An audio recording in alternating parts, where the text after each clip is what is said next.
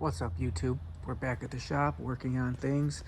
If you haven't seen the last video, check it out. We got the wire harness in and routed for the most part. We got a lot of our old wires to the chassis cleaned up and tied off. Today we will be working on the VR6. This is round 3.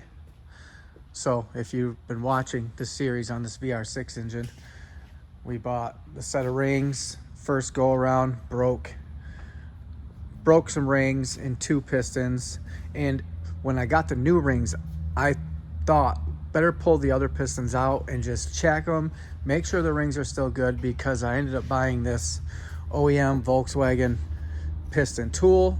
And just like I said in the last video, you can see this has got an angle on the bottom, because although it is an inline 6, they do have a 15-degree slope on them, which is what makes the rings not want to go in very well.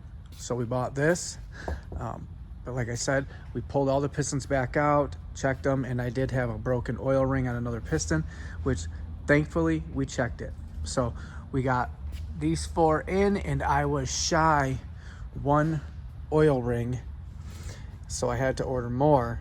I ordered 1 set. I went to put this on and I stretched it over the bottom. I barely stretched it and it snapped. So I ordered 2 more sets this time, and if we break one, then we really got to be good on the last one. I don't think we will. I'm going to take it as slow as possible and just take it easy on it, see how it goes. I did end up buying some more VR6 specialty tools. So this is the crank lock tool. You have to have insane torque on that pulley. That tool goes around here, locks it, you bolt it to the block, and you can get your hundreds of foot-pounds of torque on it, essentially. And then I went through, and every single one that I torqued, I put blue marks on so that I can just be sure and check it. And we're about to throw that last cylinder in right there, and hopefully this goes well. So let's get everything oiled up. I want to oil this up real good, get that cleaned up again, get the ring on there, and let's see if we can do this without breaking it. All right, the ring went on. I like dousing the rings in oil just to get them ready. The pin, all that. I've got this thing oiled. We've cleaned the cylinder bore. I think I'm gonna throw some oil in there as well. You can never have too much oil. I'd rather this thing smoke like a pig on startup than not have enough oil. So just throw it in there, and I'm using 1540 diesel oil. This stuff is amazing. So this stuff is gonna make that piston go in there just wonderfully. All right, that's nice and oiled up. Now we throw our piston in this little thing here, and this is a 2-hand job, so I'm gonna have to do this, let you know how it goes. Yes, I got it in there. We are all torqued.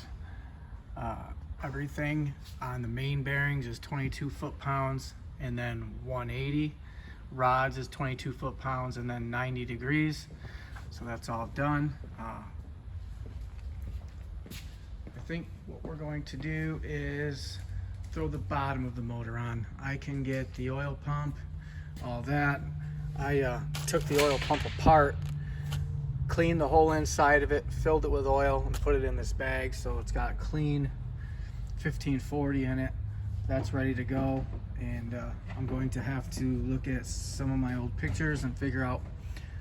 I've got this arm that gets bolted on the bottom, but I think we can get the oil pump shaft in. We can get all that ready to go, and then we'll get the head on. Before I do anything, I'll pull this and run that with a drill. We can prime the whole motor with oil, hopefully not have a dry start.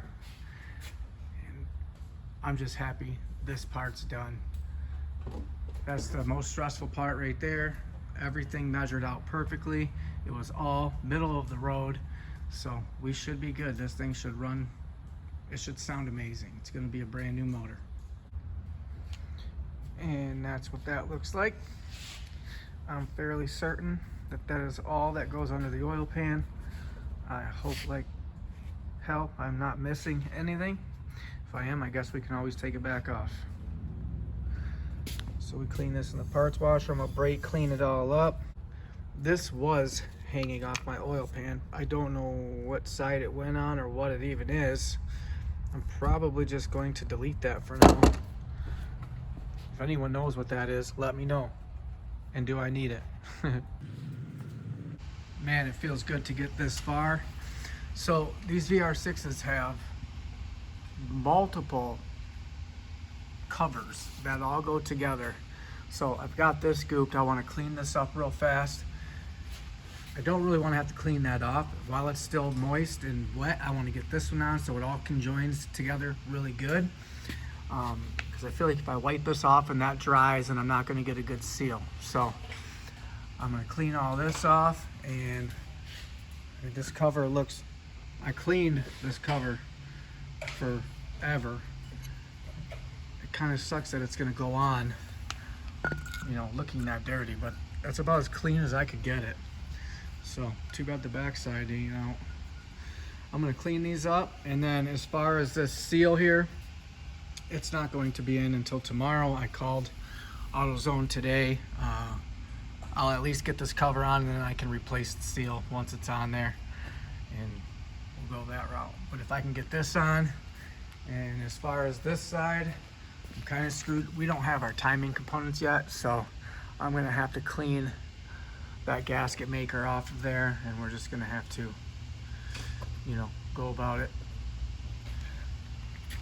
the other way, and hopefully it seals. But it's looking good. It's going together. All these torqued down to 15 Newton meters, which hardly seems enough, but apparently it is.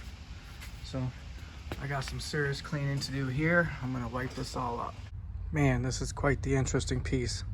So in hopes that it doesn't leak, just like a valve cover, I gave it an extra squirt in the corners, and hopefully this thing will hold itself there while I find the screw holes. So let's put you down for a second and we try to get this on. All right. Sure, these are probably going to be at about 15 Newton meters as well. Definitely not a lot. They're extremely short. What are the odds that seals? Let's hope it doesn't have an oil leak out of one of these corners, huh? Hopefully, once I suck it tight, it should just draw it right together. I'm gonna do these ones first and then draw the pan down to it. Let's get her done. It's a bit messy, but I'm scared to disturb it. You can see how it oozed out of that corner. I am going to leave it just like that for now. Same with this one. We'll just let it stay like that, and it should seal. Front cover is on. I can now put my crank pulley on, and we can check out this tool. Well, it just so turns out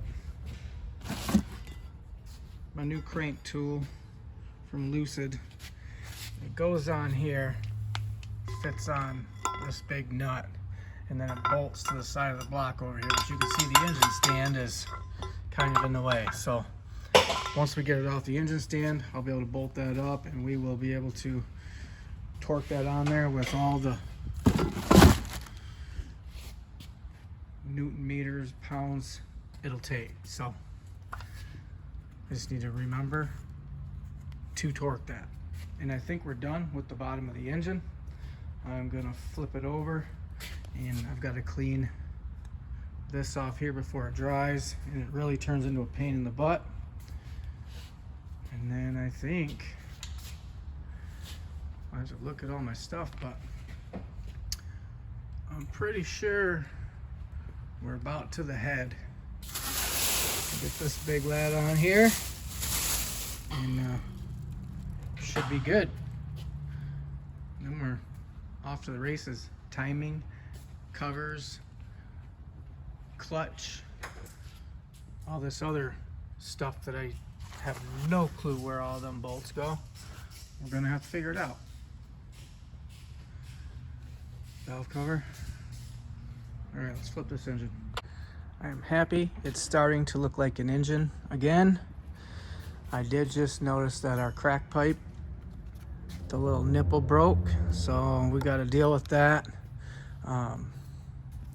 As far as moving forward, I think I want to clean up the top end and conclude this video here. I'd like to watch a couple more build videos tonight and just make sure I didn't miss anything. If I put this whole thing together in one shot and I miss one thing in the middle of the engine, I'm going to be disappointed. So I think I'm ready to put the head on.